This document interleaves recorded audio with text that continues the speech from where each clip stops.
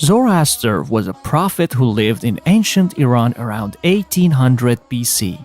The teachings that emerged from his visions of God have become known as Zoroastrianism.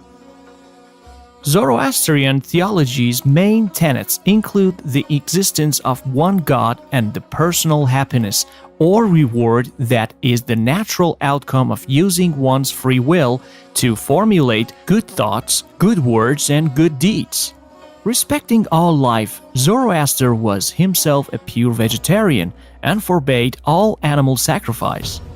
His universal philosophy is believed to have influenced Greek thought and major revealed religions of the world.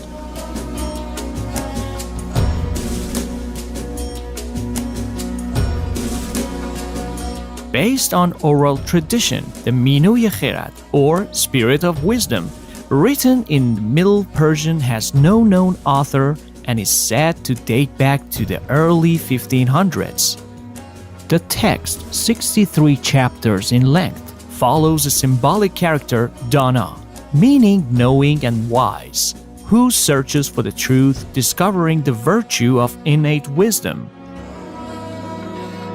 Today, we invite you to listen to excerpts of chapters 47 to 63 from Menog, the Spirit of Wisdom, one of the sacred texts of Zoroastrianism.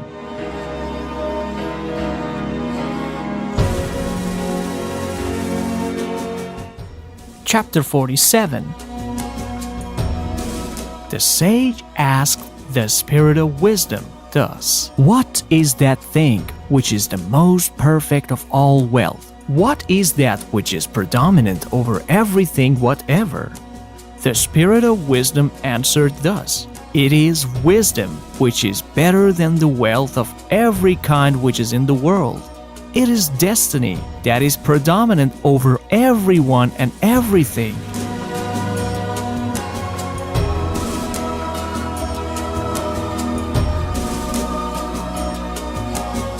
Chapter 49.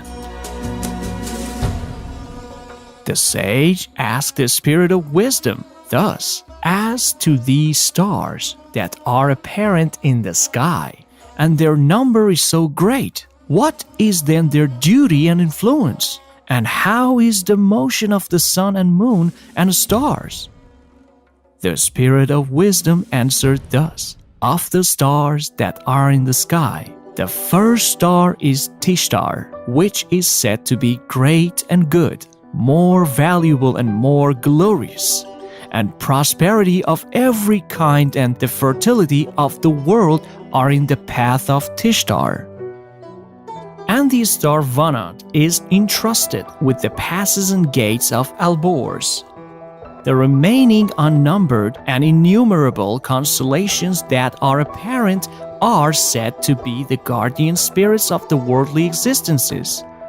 Because as to the creatures and creations of every kind, that the Creator Urmast created for the worldly existence, which are procreative, and also which are developable, for every single body there is its own single guardian spirit of a like nature.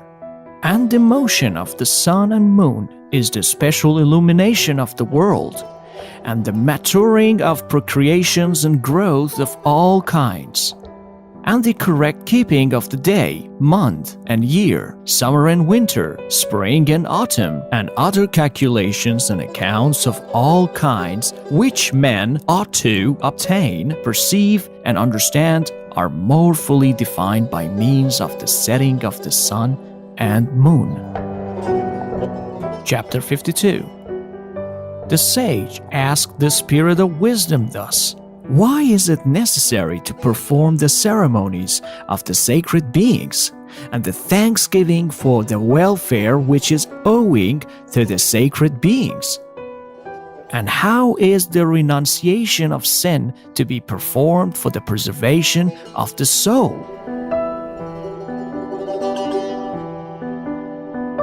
The Spirit of Wisdom answered thus, "Those ceremonies of the sacred beings are good that they perform in this pure, good religion of the Mazda worshippers. Its origin also is goodness and truth, and freedom from doubt in the sacred beings.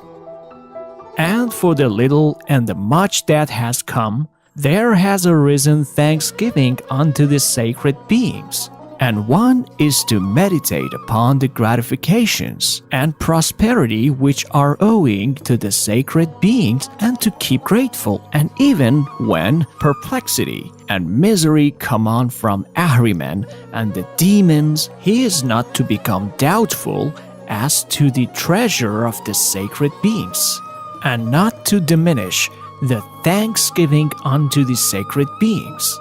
And every disaster which springs up, he is to give back to the violence of Ahriman and the demons.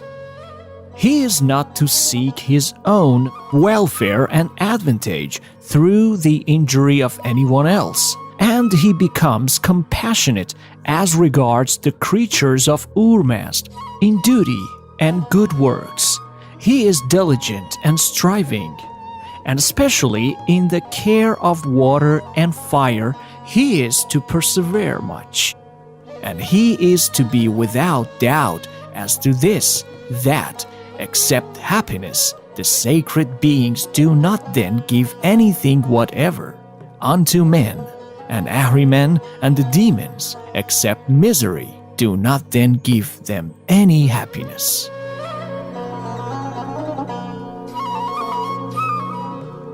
For the existence of renunciation of sin, the special thing is this, that one commits no sin voluntarily, and if through folly or weakness and ignorance a sin occurs, he is then in renunciation of sin before the high priests and the good. And after that, when he does not commit it, then that sin which is committed by him becomes swept from his body, just as the wind, which is hasty and mighty, when it comes swift and strong, sweeps so over the plain that it carries away every single blade of grass and anything which is broken in that place. Chapter 57. The sage asked the Spirit of Wisdom thus, "Why is it, when the knowledge and sagacity of the spiritual and worldly existences are united, both are connected with thee?" The Spirit of Wisdom answered thus, "For this reason, because from the first, I who am the innate wisdom, apart from the spiritual and worldly existences, have been with Urmast.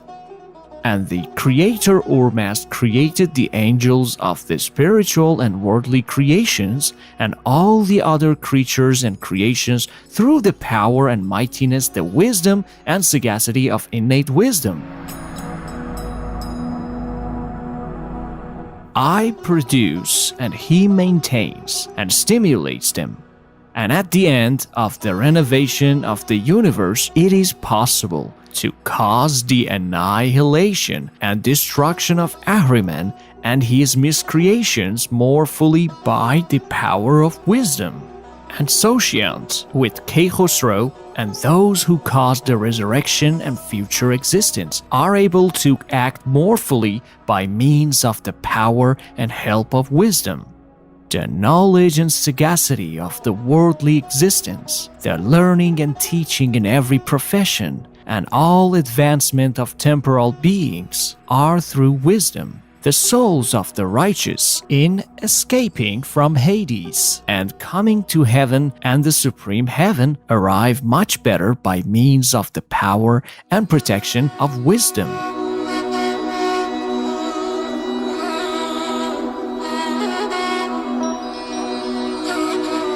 And it is possible to seek the good living, good repute, and every happiness of people in the worldly existence through the power of wisdom.